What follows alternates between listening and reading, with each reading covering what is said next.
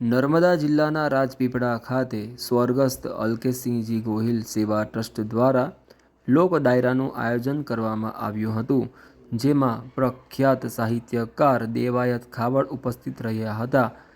તેઓએ લોક ડાયરામાં લોકોને ઝુમાવ્યા હતા.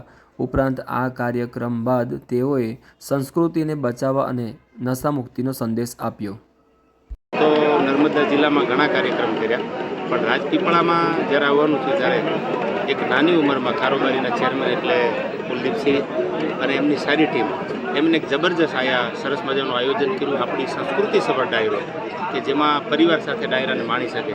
અને અહીંયા મેં પબ્લિકનો જે રિસ્પોન્સ જોયો, ખૂબ મને એમનાથી પ્રતિસાદ મળ્યો.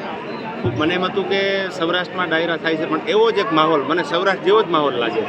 એક શબ્દોને ઝીલવાવાળો વર્ગ, માતાઓ, બહેનો, બાળકોથી માંડીને ખૂબ સરસ માહોલ છે.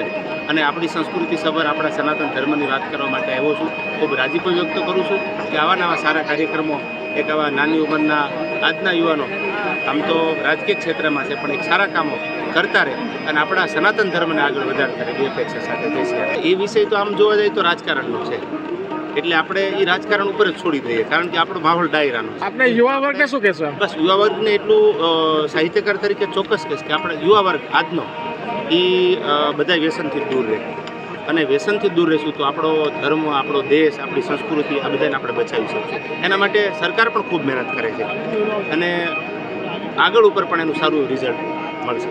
ઓકે.